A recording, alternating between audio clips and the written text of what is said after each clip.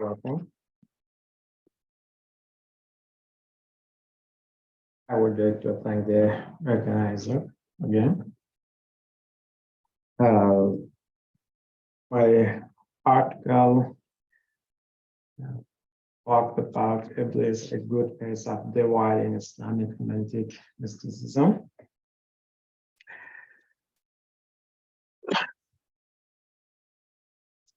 Yes, as you may know, the Iblis character is different in religious attitudes and mystical attitudes. The religious people consider Iblis as a Satan and disobedient, and in contrast, mystics consider him as a faithful lover and vindicate his rebellions to God's commands. This article argues the mystics' approach to Iblis' innocence and discuss 4 points of view: romantic mysticism, monotheism, determination or determinism, and the unity of existence or pantheism.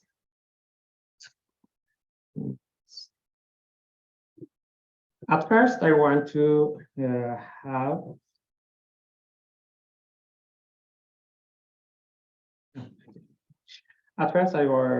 want to talk about the etymology of the word Iblis in Arabic language. According to the researcher, there is nothing about the word Iblis in the Arab Jali poems before Islam and before Quran. And they used the word Satan and jinn abundantly, especially in connection with poets. The Arabs before Islam believed that every poet has a devil who inspires him to compose poetry. Jali Arabs attributed any communication with the other word Satan or and jinn.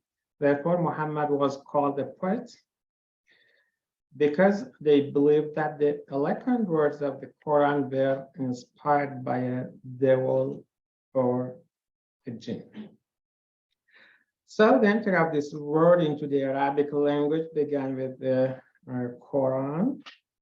According to Arthur Jeffrey, this word has a common root with diabolus.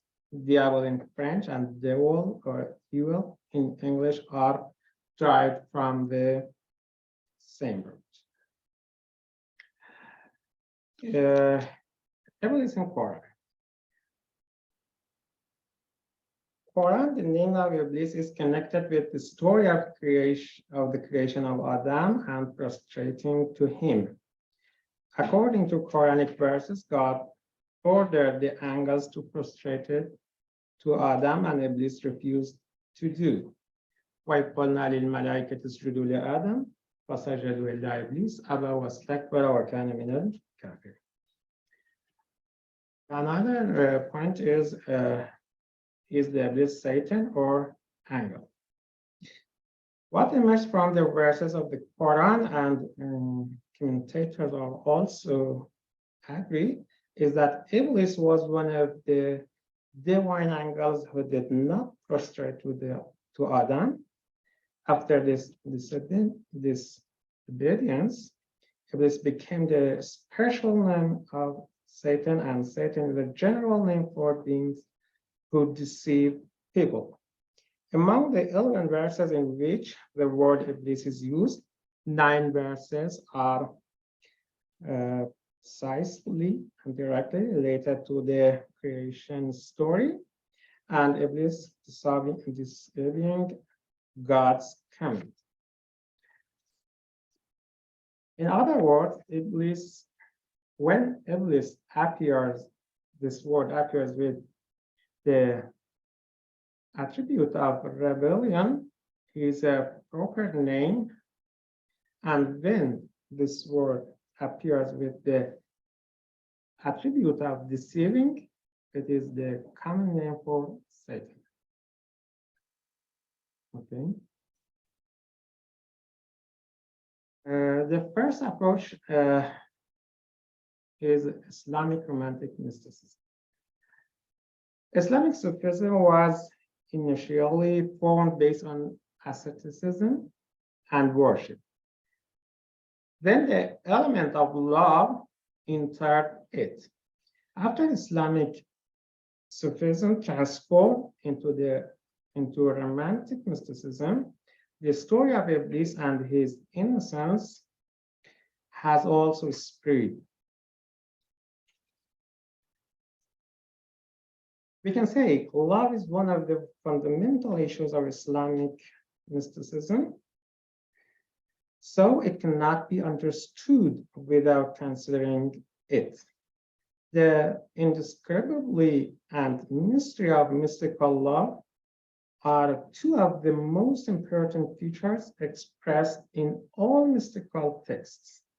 In Rumi's opinion, love is like an illusion that if you describe it in 100 languages, you still haven't described it all.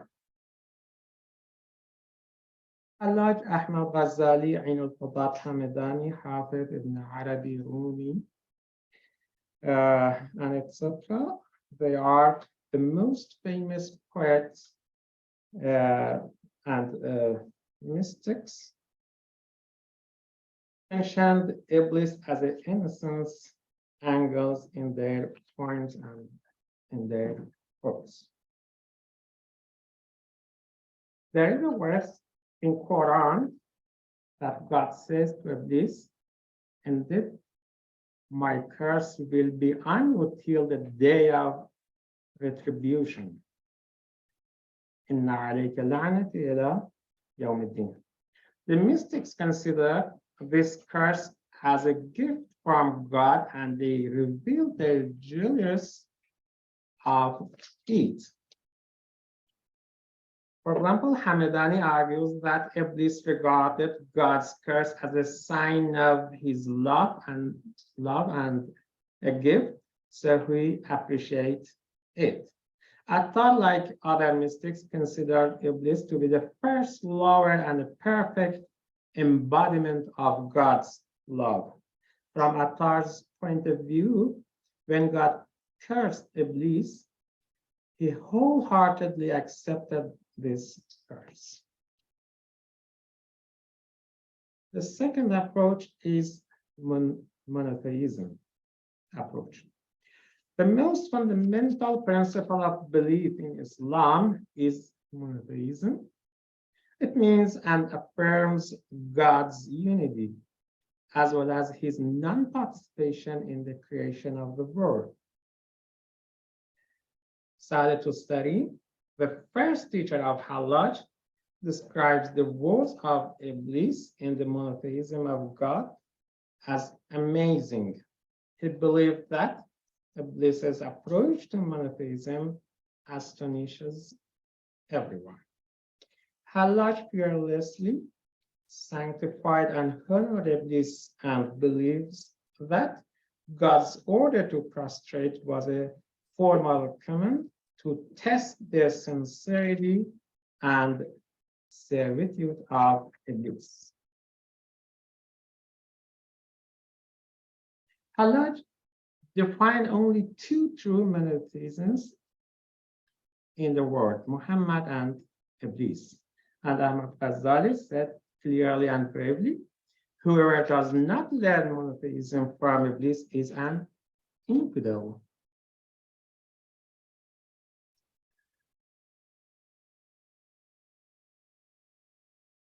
The third approach, determination approach. Determination is essentially a theological issue, but due to the theological background of the mystics, it has a step in the field of mysticism. They believe, determinists, believe that God, as the only creator, is the creator of man and his actions as well. There is no power, no will, and no act of the servants other than the power, will, and actions of the God. Hallaj says the Iblis rebellion was not the result of God's true will, and if God's will is on prostration, Iblis was definitely prostrate. Perhaps Hallaj is the first person who talked about the separation of will and from demons in exaggerate Iblis.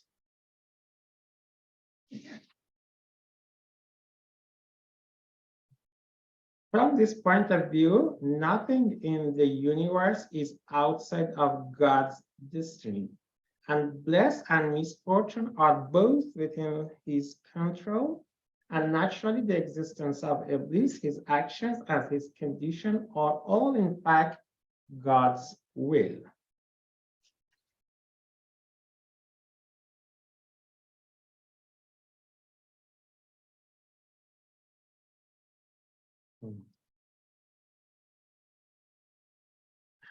About pantheism, or the unity of existence.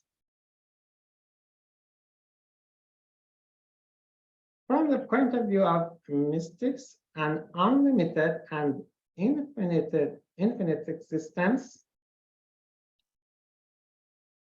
has filled all existence as all reality and outside, in such a way that there is no place for another existence.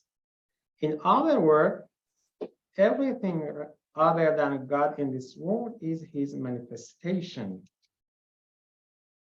The mystics are emphasizing the unity of existence due to this verse that وَالْأَوَّلُ وَالْآخِرُ وَالظَّاهِرُ وَالْبَاطِنُ means that God has the, he is the first and the last, and the outward and the inner. According to Jami's interpretation, God descends from the absoluteness and unboundedness to the pluralism, and according to the talents of God's servants, God appears in them, and this appearance is in essence, in attributes, and in actions. Pantheism, or the unity of existence, is an important term in Islamic mysticism that was developed by Ibn Arabi.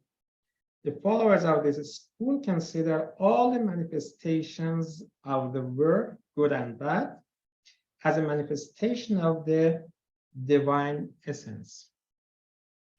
They divide God's attributes into two categories: attributes of beauty and attributes of glory. According to this division, good people and heaven are manifestations of God's beauty attributes, and demons and hell are manifestation of glory's attributes.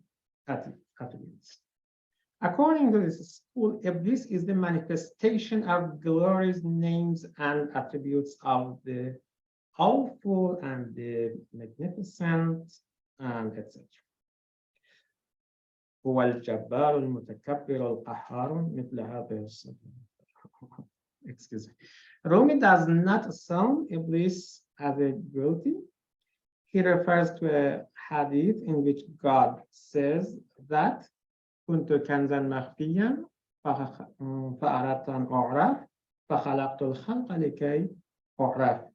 God says that the purpose of creation is to reveal his existence. Therefore, he does not see any sin on Iblis because he also tries to express the glorious attributes of God by deceiving people. Just like the prophets who try to express the beautiful attributes of God. And that's it. Conclusion in this for approach. Thank you for your attention. Thank you.